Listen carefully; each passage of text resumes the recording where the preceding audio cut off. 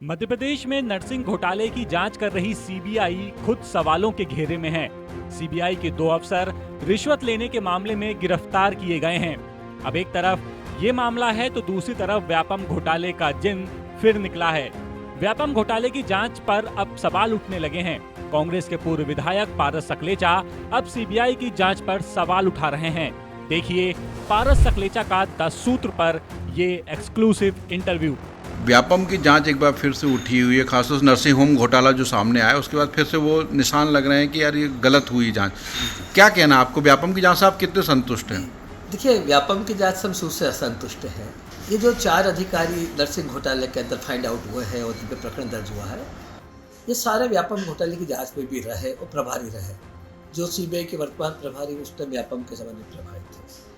उन्होंने सेटिंग की पैसों से, लोगों से और प्राइवेट कॉलेज वालों से, और उन सबको जांच में उन्होंने बताया इस तरीके से कि जांच रिपोर्ट के अंदर उन्होंने जो मेन बिंदु थे वो सारे बिंदु को हटाया और ऐसा करके कोर्ट में केस कमज़ोर किए इन्होंने।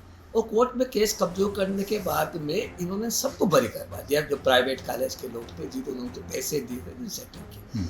आज तक सीबीआई ये नहीं बताती है कि 212 केस हमें जो मिले थे जांच के लिए एसटीएफ से, हमने आज तक उसमें कितनों के चालान पेश किए, कितनों पे बहस चल विचाराधीन है और कितनों पे फैसले हुए, उन फैसले में कितने पे हम जीते, कितने में ये जीते। तो सीबीआई ये सारे पारदर्शिता का जितना अभाव एसटीएफ में था उससे ज्यादा अभाव सीबीआई के अंदर है। सीबीआई को बयान जारी करना चाहिए ना, व्यापम जितने बड़े घोटाले में आप यहाँ आए हो तो पूरा का पूरा हमको ऐसा लगता है कि सीबीआई ने पूरा सेटिंग है और ये चारों लोग और इसके अलावा 3-4 और लोग हैं, वो सारे लोग इसके अंदर इन्वॉल्व है और वो सारे लोग मिलकर इस व्यापम घोटाले के मेन आरोपियों को बचाने की कोशिश कर रहे हैं। तो अब आगे क्या होगा जब ये मामला हार्ट में आए और आप अपील में भी जा रहे हैं, तो आपका क्या इशू रहेगा? मेरी एक व्यापम घोटाले की जांच को लेकर एक बहुत बड़ी पिटीशन मेरी हाई कोर्ट से अभी खारिज हुई, तो मैं सुप्रीम कोर्ट पे जा रहा हूँ। क्योंकि सुप्रीम कोर्ट में वेकेशन आ गया है तो उसमें वो एडमिट होगी। अगर उसमें वो एडमिट हो जाएगी तो उसके बाद में आईए लगाकर सीबीआई ने जिन प्रकरणों के अंदर चालान पेश किए और जिन प्रकरणों पर फैसले प्राइवेट लोगों के पक्ष में हुए या उनको बचाया गया, उनको रिव्यू करने के लिए हम उसमें जोड़ेंगे हमारे पिटीशन के अंदर। तो सीबीआई में ऐसी क्या क्या गलतियां हुई आपने कभी देखा हुआ ऑर्डर, तो व्यापम में क्या क्या गलतियां करी सीबीआई के? मैंने कई चालान को पढ़ा है व्यक्तिगत रूप से भी। तो सीबीआई ने इसमें 2-3 प्रकार से केस को कमजोर किया। एक तो जिन प्राइवेट वालों को उन्होंने 2012 और 13 में आरोपी बनाया और कई लोगों को उन्होंने आरोपी बनाया था उसमें से, जिससे एसटीएफ ने नाम दिए थे उनको कि भाई ये लोग आरोपी है। मतलब सब मिला के 3800 लोग आरोपी थे उसमें से, जो इनको 212 लिस्ट मिली थी, 3847। इन्होंने कई लोगों को तो अरेस्ट ही नहीं किया, उसमें से 1200 के आसपास तो आज तक अरेस्ट ही हुए उसमें से। और जिन नए लोगों को इन्होंने बनाया प्राइवेट कॉलेज वाले को, ये एसटीएफ नहीं बनाए थे, तो इन्होंने चालान में उनके नाम, चालान में जब जो स्टोरी दी उन्होंने, जो चालान पेश किया और पूरक चालान जो पेश किया 2012 के मेन चालान में था और 2013 के पूरक चालान में था। तो उन पूरक चालान में जो उन्होंने स्टोरी बनी तो उसमें उन्होंने उनके पास पैसा जब्त करने का और जिन लोगों को इन्होंने फ्रॉड करके आगे बढ़ाया उनके बयान को शामिल ही नहीं किया। और ये सारे बिंदु उन्होंने इस तरह से कमजोर किए और वही कमजोर करके चालान वहाँ पेश किया, तो वहाँ उनके वकील ने ढंग से बहस नहीं की और वह सारे लोग बरी हो गए इस बात पे कि भाई आपके पास में पुख्ता प्रमाण नहीं है, पुख्ता प्रमाण पेश ही नहीं किया। क्या लग रहा है कि कितने बड़े लोगों को छोड़ दिया? कौन कौन आपको लग रहा है मेन आरोपी थे जो छूट गए? सारे प्राइवेट कॉलेज, 6 प्राइवेट कॉलेज को उन्होंने पार्टी बनाया था, बाकी को बनाना था और को भी। तो इन्होंने वो 6 प्राइवेट कॉलेज वाले के लगभग 60 के आसपास लोग थे, उसमें इनके मालिक भी थे और इनके एम्प्लॉय भी थे, बड़े बड़े एम्प्लॉय, जो डीन है, प्रिंसिपल है, वो सबको छोड़ गए, सब बरी हो गए, सारे के सारे बरी हो गए, एक भी नहीं बचा। मध्य प्रदेश शासन के भी कुछ बड़े लोग थे जिनकी जांच करनी थी जो नहीं करी। मध्य प्रदेश शासन, देखिए ये तो मेरी पिटीशन में है, इन्होंने जांच को सिर्फ बोले एग्जाम कमेटी तक सीमित रखा है बस, कि भाई जहाँ काउंसलिंग कमेटी है, जो श्रीवास्तव करके था, जो भी, वो भी हमारी पिटीशन के बाद ही उसको अरेस्ट किया, उसको पार्टी बनाया, वहाँ तक अपने को सीमित रखा। आप सोचिए कि इतना बड़ा कांड हो रहा और इतने साल से 2007 से लेकर 2013 तक के तो प्रमाण है, हमने 2004 के भी प्रमाण दिए, तो इतना बड़ा कांड हो रहा है और हमने कई आवेदन दिए और प्रमाण सहित दिए। तो इतने बड़े कांड में आपने जो चिकित्सा संचालय उसके आयुक्त से एक बार भी पूछताछ नहीं की। प्रिंसिपल सेक्रेटरी जो चिकित्सा शिक्षा विभाग का जिसकी जिम्मेदारी, उससे पूछताछ नहीं की। व्यापम का जो प्रिंसिपल सेक्रेटरी, क्योंकि व्यापम तकनीकी शिक्षा विभाग में है, उसके प्रिंसिपल सेक्रेटरी से आपने पूछताछ नहीं की। आपने कभी चिकित्सा मंत्री से पूछताछ नहीं की, आपने डीजीपी से पूछताछ नहीं की, आपने चीफ सेक्रेटरी से पूछताछ नहीं की, और आपने प्राइम मिनिस्टर चीफ मिनिस्टर से पूछताछ नहीं की।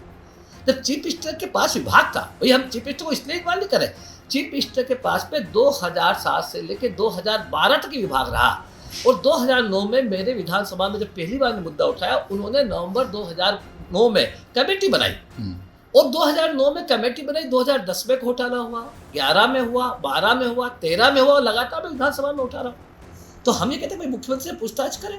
मुख्यमंत्री का एक पत्र मिला मुझे गुमनाम 2009 में, और मैंने कहा सबको पकड़ो, कोई बच नहीं पाए। तो हमने विधानसभा में पूछा बाद में कि भाई ये पत्र मिला, तो पत्र की प्रति दे हमें। तो गृह मंत्री कह दिया कि पत्र पाया ही नहीं गया। इसका मतलब मुख्यमंत्री झूठ बोल रहे, जांच को प्रभावित कर रहे, उसको घुमाने की कोशिश कर रहे। तुमसे पूछताछ तो करें, आरोपी हम थोड़े कि आरोपी है, पूछताछ क्यों नहीं करते आप उनसे? आप इतने बड़े लोगों से पूछताछ क्यों नहीं करते? तो आप उनको बचा रहे, सबको साफ लग रहा ना। सीबीआई ने मतलब कुल जांच के अनमने ढंग से करी, ढंग से नहीं कर पाई क्या? सीबीआई ने तो जांच बचाने के हिसाब से की, सारा खेल हुआ। सब पूरी जांच, पूरे केस के अंदर जब मैंने सीबीआई में आवेदन दिया कि भाई आप इन मुद्दे को भी इसकी जांच में शामिल करें, तो इन्होंने, सीबीआई ने कहा कि हमारे पास एसटीएफ ने जो बना के दिया, हम उसी पे जांच करेंगे, नए को शामिल नहीं करेंगे। जबकि अगर कोई प्रकरण आईपीसी की धारा के तहत कि अगर कोई प्रकरण आपके पास में पंजीबद्ध हो गया और उस प्रकरण से रिलेटेड कोई चीज नई और उभर के आ रही है, तो उसको जांच का हिस्सा बनाना चाहिए। जांच का मतलब ही क्या है? भाई एसटीएफ ने आपको दिया कि 2007 में घोटाला, तो 2007 में घोटाला और 2007 के घोटाले के कुछ और नए दस्तावेज में दे रहा हूं, तो उसको जांच में शामिल करना चाहिए ना। तो सीबीआई ने उसको जांच में शामिल नहीं किया, और सारी की सारी मेरा आवेदन था उन्होंने चीफ सेक्रेटरी को भेज दिया।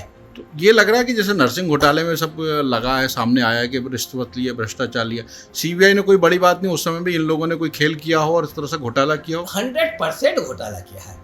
हम तो आज भी दावे से कहते हैं, हम शुरू से कह रहे हैं कि सीबीआई इस पूरे घोटाले में जमकर भ्रष्टाचार कर रही है, और इन बड़े लोगों को बचाने के लिए बड़ा खेल हो रहा है। तो उस समय भी ये लोग इन्वॉल्व थे, जैसे अब तो नर्सिंग घोटाले से साफ साबित हो गया कि खेल किया गया जांच में।